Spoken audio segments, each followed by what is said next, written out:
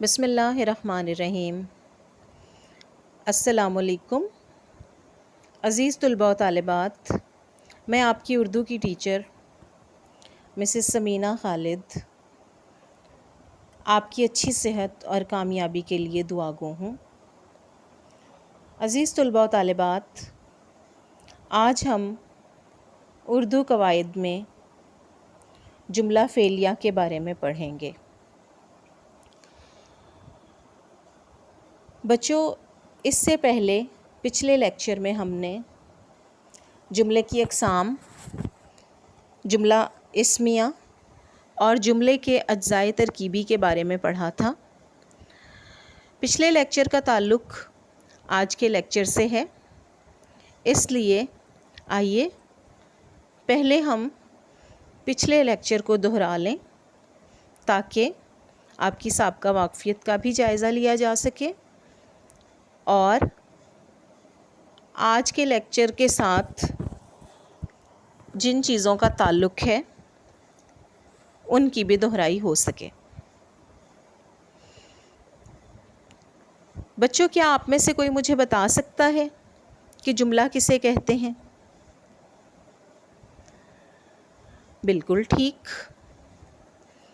دو یا دو سے زیادہ الفاظ کا مجموعہ جو مکمل مفہوم ادا کرے جملہ کہلاتا ہے۔ شاباش! اب آپ مجھے بتائیں کہ جملے کے کتنے حصے ہوتے ہیں اور انہیں کیا کہتے ہیں؟ ویری گڈ، بالکل ٹھیک، جملے کے دو حصے ہوتے ہیں جنہیں اسناد کہتے ہیں۔ جس کے لیے ثابت کیا جائے اسے مسند الیہ اور جسے ثابت کیا جائے اسے مسند کہتے ہیں۔ اس کے بعد ہم نے مسند الیہ اور مسند کو دو مثالوں کے ذریعے سمجھا تھا۔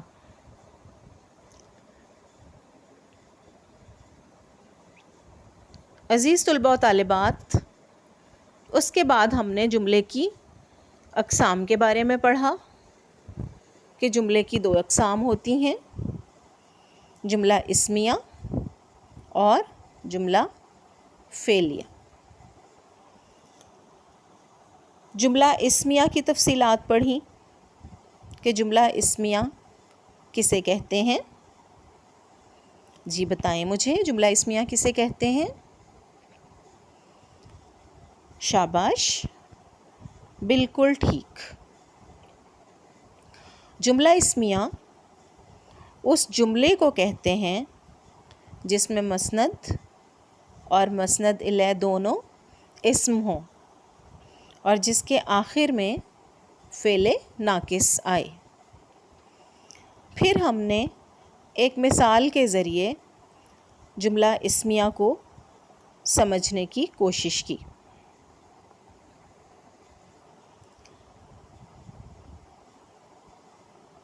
بچوں، ہم نے علم نحو اور ترکیب نحوی کے بارے میں بھی پڑھا۔ علم نحو کے بارے میں نے آپ کو کیا بتایا تھا؟ جی بتائیں۔ گڈ، نحو قواعد یا گرامر کا وہ حصہ ہے جس میں مرکب جملوں اور عبارتوں سے بحث کی جاتی ہے۔ اور ترکیب نحوی کے بارے میں نے آپ کو کیا بتایا تھا؟ بالکل ٹھیک، جملے کے اجزاء کو الگ الگ کرنا اور ان کے باہمی تعلق کو ظاہر کرنا ترکیب نحوی کہلاتا ہے۔ تو عزیز بچوں، یہ تو تھا ہمارا پچھلا لیکچر اور اس لیکچر کا تعلق ہمارے آج کے لیکچر سے ہے، کیونکہ اس میں جملے کے حصے اور ترکیب نحوی ہم جملہ فعلیہ کے حوالے سے بھی کریں گے۔ تو آئیے آج ہم نئے موضوع کی طرف چلتے ہیں۔ آج کا ہمارا موضوع ہے جملہ فعلیہ۔ عزیز طلباء طالبات، جیسا کہ اس کے نام سے ظاہر ہے، فعلیہ فعل سے ہے۔ فعل کا کیا مطلب ہوتا ہے؟ بالکل ٹھیک، فعل کسی کام کے کرنے کو کہتے ہیں، اور جملہ فعلیہ اس جملے کو کہتے ہیں جس میں مسند الیہ اسم اور مسند فعل ہو۔ اور جملہ فعلیہ میں فعل ناقص کی بجائے فعل تام استعمال ہوتا ہے، جس سے کسی باقاعدہ کام کا تصور واضح ہوتا ہے۔ بچوں، اپنے ذہن میں ذرا جملہ اسمیہ لائیں۔ جملہ اسمیہ کے بارے میں ہم نے یہ پڑھا تھا کہ جملہ اسمیہ میں مسند الیہ اور مسند دونوں کیا ہوتے ہیں؟ شاباش، مسند الیہ اور مسند دونوں اسم ہوتے ہیں، اور اس میں کون سا فعل استعمال ہوتا ہے؟ فعل ناقص۔ جبکہ جملہ فعلیہ میں فعل تام استعمال ہوتا ہے۔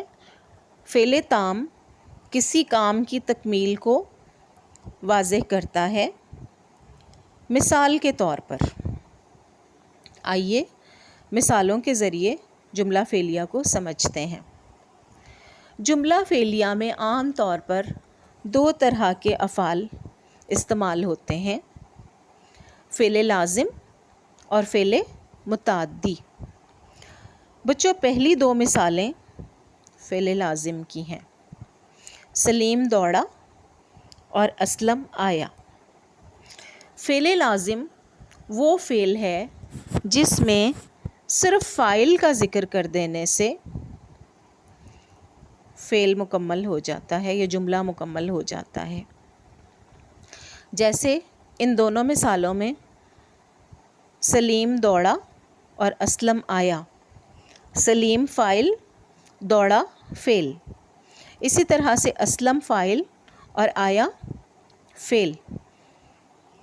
تو آپ دیکھیے کہ صرف فاعل کا ذکر کر دینے سے جملہ مکمل ہو گیا۔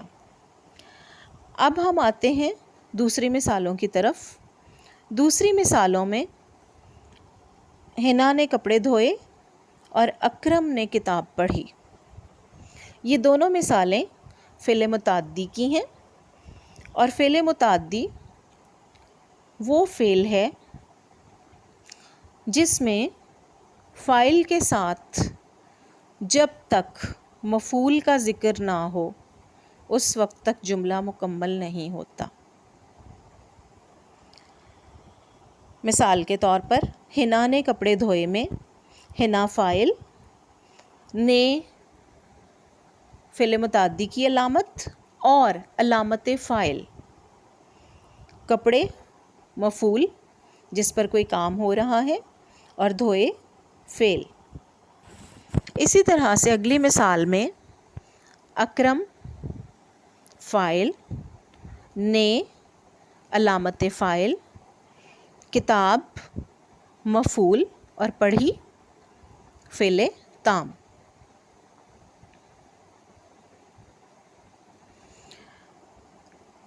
اب ہم جملہ فعلیہ کے اجزاء کی بات کرتے ہیں۔ جس طرح سے جملہ اسمیہ کے چند اجزاء ترکیب نحوی کے لیے استعمال ہوتے ہیں، اسی طرح سے جملہ فعلیہ کے بھی 3 بنیادی اجزاء ہیں۔ اس کے علاوہ کچھ ذیلی اجزاء ہیں جو جملوں اور افعال کے معنوں کی مزید وضاحت کرتے ہیں۔ جملہ فعلیہ کے 3 اجزاء کون کون سے ہیں؟ آئیے دیکھتے ہیں۔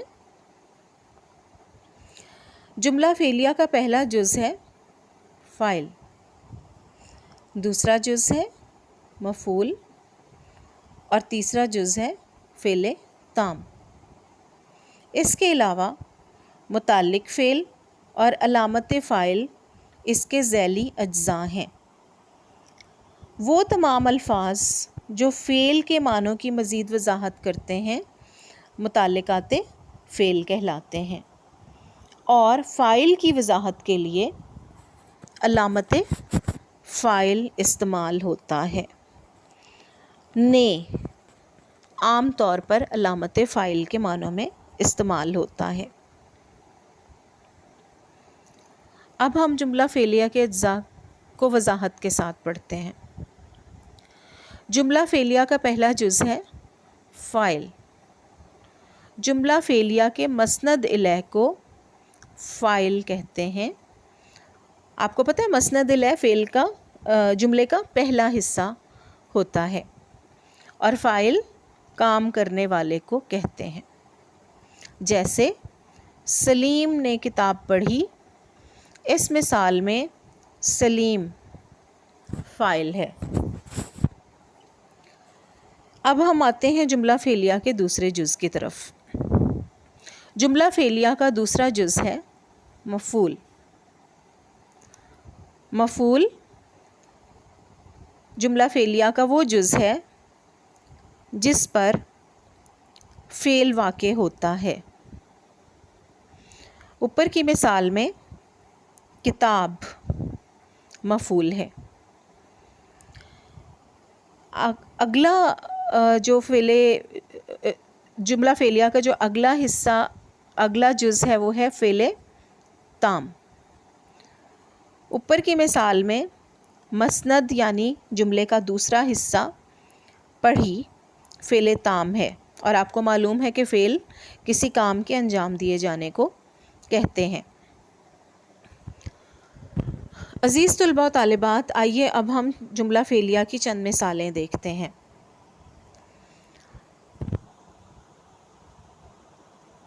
اسلم نے قلم سے خط لکھا، علی نے چھری سے سیب کاٹا، سعید نے استاد سے سبق پڑھا۔ بچوں دیکھیے ان تینوں جملوں میں متعلق فعل کا استعمال ہوا ہے۔ اب آتے ہیں اگلی مثالوں کی طرف۔ احمد نے کھانا کھایا، سعید نے کتاب پڑھی، اسلم نے خط لکھا اور علی نے ہاکی کھیلی۔ ان چاروں مثالوں میں متعلق فعل کا استعمال نہیں ہوا۔ آئیے اب ہم ان مثالوں کی ترکیب نحوی کرتے ہیں۔ پہلے ہم جملہ فعلیہ کے ان مثالوں کی ترکیب نحوی کرتے ہیں جن میں متعلق فعل کا استعمال نہیں ہوا۔ بچوں ان مثالوں میں اسلم، علی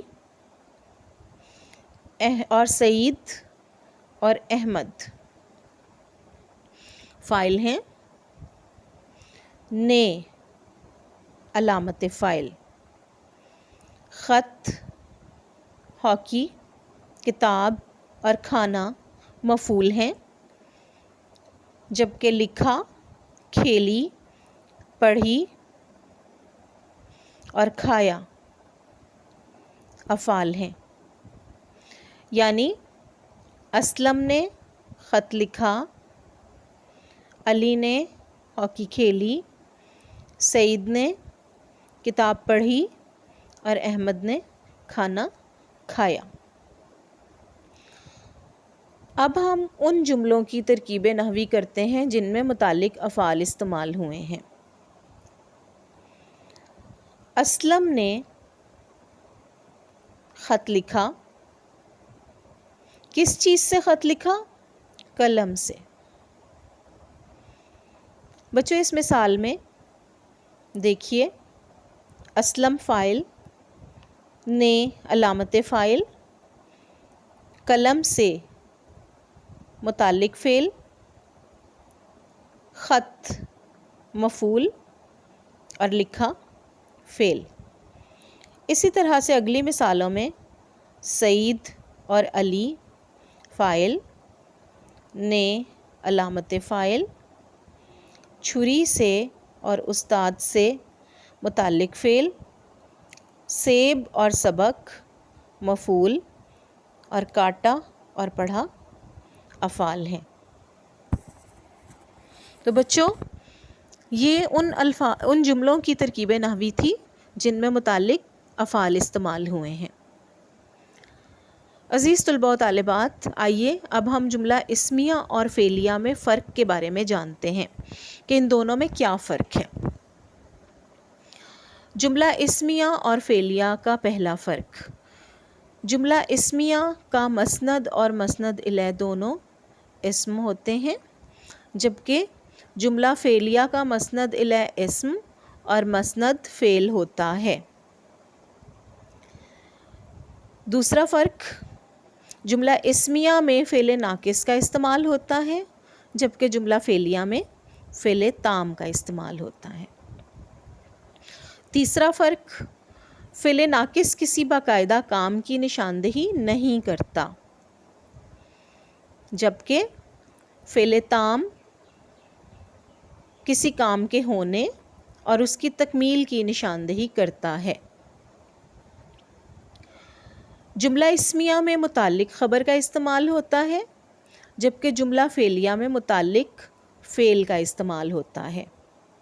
اور آخری فرق یہ ہے کہ جملہ اسمیہ کے مسند الیہ کو مبتدا یا اسم کہا جاتا ہے، جبکہ جملہ فعلیہ کے مسند الیہ کو فاعل کہا جاتا ہے۔ تو عزیز طلباء و طالبات، اب ہم آج کے لیکچر کا اعادہ کرتے ہیں کہ ہم نے آج کے لیکچر میں کیا پڑھا۔ آج کے لیکچر میں ہم نے جملے کی تعریف پڑھی کہ دو یا دو سے زیادہ الفاظ کا مجموعہ جو مکمل طور پر سمجھ میں آ جائے اور اپنا مکمل مفہوم ادا کرے جملہ کہلاتا ہے۔ پھر ہم نے جملے کی اقسام، جملہ اسمیہ اور جملہ فعلیہ کے بارے میں پڑھا، جملہ اسمیہ اور جملہ فعلیہ کے حصوں کے بارے میں پڑھا، جملہ فعلیہ کی تعریف، اجزاء اور مثالوں کے ذریعے ترکیب نحوی کی، اور آخر میں ہم نے جملہ فعلیہ اور جملہ اسمیہ کے درمیان فرق کو واضح کیا۔ تو عزیز طلباء و طالبات، یہ تو تھا ہمارا آج کا لیکچر۔ اب آپ کے لیے ہوم ٹاسک یہ ہے کہ آپ نے یہ بتانا ہے کہ درج ذیل جملے اسمیہ ہیں یا فعلیہ، اور ان کے اجزاء کو الگ کرنے کے لیے آپ نے ان جملوں کی ترکیب نحوی کرنی ہے۔ عزیز طلباء و طالبات، ان لیکچرز کو غور سے سنیں، سمجھیں اور ذہن نشین کریں تاکہ آپ کا جملہ اسمیہ اور جملہ فعلیہ کا کانسیپٹ کلیئر ہو جائے۔ اجازت دیجیے، اللہ حافظ۔